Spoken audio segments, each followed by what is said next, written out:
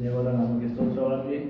ದೇವರು ಒಳ್ಳೆಯದನ್ನೇ ಮಾಡುವಂಥ ನಮ್ಮ ದೇವರಾಗಿದ್ದಾರೆ. ದೇವರು ಪರಿಶುದ್ಧರು, ಅತಿ ಪರಿಶುದ್ಧರು, ನೀತಿವಂತರು, ಸತ್ಯವಂತರು ನಮ್ಮ ದೇವರು ಅನೇಕ ಅದ್ಭುತ ಕಾರ್ಯಗಳನ್ನು ನಮ್ಮ ಜೀವಿತದಲ್ಲಿ ಮಾಡಿದ್ದಾರೆ. ದೇವರಿಗೆ ಕೋಟಿ ಸ್ತೋತ್ರ. ಈ ದಿವಸ ನಾವು ಬಂದು ಈ ಪಟ್ಟಣದಲ್ಲಿ ದೇವರ ವಾಕ್ಯ ಕೊಡುವಂಥ ಸ್ತೋತ್ರ. ನಾವು ಈ ದಿವಸ ಉಪವಾಸದ ಬಗ್ಗೆ ನಾವು ಮಾತಾಡೋಣ. ಕೆಲವೊಂದು ಕಾರ್ಯಗಳನ್ನ ನಾವು ಹೇಗೆ ಉಪವಾಸ ಮಾಡಬೇಕೆಂಬುದಾಗಿ ನಾವು ಮಾತಾಡುವುದನ್ನ ನಾವು ಅದಕ್ಕಿಂತ ಮುಂಚಾಗಲಿ ಮತ್ತಾಯನ ಬರೆದ ಸುವಾರ್ತೆ 6ನೇ ಅಧ್ಯಾಯ 17ನೇ ವಚನ. ಮತ್ತಾಯನ ಬರೆದ ಸುವಾರ್ತೆ 6ನೇ ಅಧ್ಯಾಯ 17ನೇ ವಚನ. ಆದರೆ ನೀನು ಉಪವಾಸ ಮಾಡುವಾಗ ತಲೆಗೆ ಎಣ್ಣೆ ಹಚ್ಚಿಕೊಂಡು ಮುಖವನ್ನು ತೊಳಕೋ. ಹೀಗೆ ಮಾಡಿದರೆ ನೀನು ಉಪವಾಸಿ ಎಂದು ಜನರಿಗೆ ಕಾಣದವರಾಗಿಯೂ ಅಂತರಂಗದಲ್ಲಿರುವ ನಿನ್ನ ತಂದೆಗೆ ಉಪವಾಸಿ ಎಂದು ಕಾಣಿಸಿಕೊಳ್ಳುವೆ. ಅಂತರಂಗದಲ್ಲಿ ನಡೆಯುವುದನ್ನು ನೋಡುವ ನಿನ್ನ ತಂದೆಯು ನಿನಗೆ ಫಲ ಕೊಡುವನು. ದೇವರ ನಾಮಕ್ಕೆ ಸ್ತೋತ್ರವಾಗಲಿ. ನಾವು ಉಪವಾಸ ಹೇಗೆ ಮಾಡಬೇಕೆಂಬುದಾಗಿ ನಾವು ನೋಡುವುದಾದ್ರೆ ನಾವೇನು ಮಾಡಬೇಕು? ಏನೋ ಜನಗಳು ನೋಡಲಿ ಎಂಬುದಾಗಿ ಮಕ ಸಪ್ಪೆ ಮಾಡಿಕೊಂಡು ನನ್ನ ತಲೆ ಮೇಲೆ ಏನೋ ಒಂದು ಭಾರ ಇದೆ ಎಂಬುದಾಗಿ ಜನಗಳು ತೋರಿಸ್ಕೊಡ್ತಾರೆ. ಆದ್ರೆ ದೇವರ ವಾಕ್ಯ ಏನ್ ಹೇಳ್ತದೆ ಅಂದ್ರೆ, ನೀನು ಉಪವಾಸ ಮಾಡ್ಬೇಕಂದ್ರೆ ನೀನೇನ್ ಮಾಡ್ಬೇಕು? ನಿನ್ನ ಯಾರು ನೋಡ್ಬೇಕು? ನಿಮ್ಮ ಅಂತರಂಗದಲ್ಲಿರುವ ತಂದೆಯ ದೇವರು ಮಾತನಾಡುವವರಾಗಿರ್ಬೇಕು. ಯಾಕಂದ್ರೆ ಆ ತಂದೆ ನೋಡಿ ನಿಮ್ಗೆ ಏನ್ ಮಾಡ್ತಾರೆ? ತಂದೆ ನಿಮಗೆ ಏನ್ ಮಾಡ್ತಾರೆ? ಫಲವನ್ನು ಕೊಡುವವರಾಗಿರ್ತಾರೆ. ನಿಮ್ಗೆ ಏನೇನು ಅಗತ್ಯತೆಗಳಿದೆಯೋ, ಏನ್ ದೇವ್ರ ಮುಂದಿನ ಕಾಲಗಳಲ್ಲಿ ಏನೇನು ಮಾಡಬೇಕು ಅದೆಲ್ಲವೂ ಸಹ ದೇವರು ಮಾಡುವಂಥವರಾಗಿರ್ತಾರೆ. ಯಾಕಂದ್ರೆ ದೇವರು ಮನಮರಿದ ಹೃದಯವನ್ನು, ಭಯಭಕ್ತಿಯುಳ್ಳ ಹೃದಯವನ್ನು ನೋಡುವಂತ ನಮ್ಮ ದೇವರಾಗಿದ್ದಾರೆ. ಅದಕ್ಕಿಂತ ಮುಂಚೆ ಜನಗಳು ಏನ್ ಮಾಡ್ತಾರೆ? ಕಪಟಿಗಳಂತೆ, ಯಾರಿಗೆ?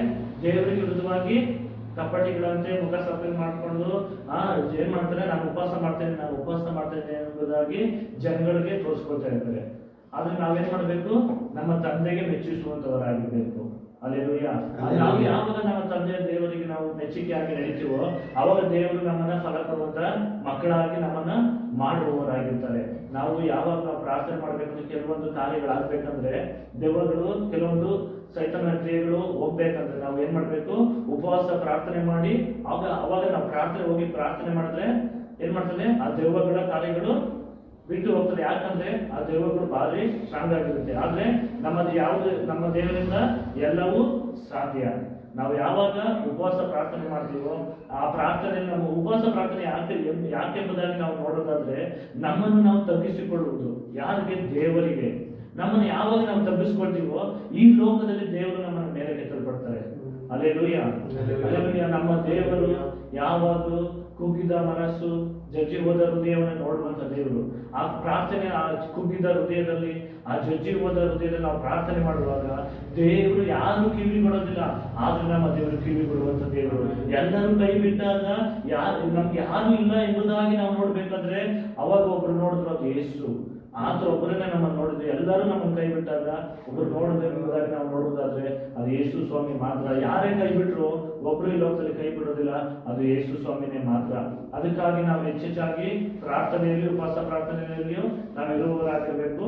ಅವಾಗ ನಾವು ಪ್ರಾರ್ಥನೆ ಯಾವಾಗ ಹೆಚ್ಚೆಚ್ಚಾಗಿ ಪ್ರಾರ್ಥನೆಯಲ್ಲಿ ಇರ್ತೀವೋ, ಉಪವಾಸ ಪ್ರಾರ್ಥನೆಯಲ್ಲಿ ಇರ್ತೀವೋ, ದೇವರೊಟ್ಟಿಗೆ ಹೆಚ್ಚೆಚ್ಚಾಗಿ ಸಂಬಂಧ ಇರುತ್ತದೆ. ಯಾರೊಟ್ಟಿಗೆ? ದೇವರೊಟ್ಟಿಗೆ ಹೆಚ್ಚೆಚ್ಚಾಗಿ ಸಂಬಂಧ ಇರುತ್ತದೆ.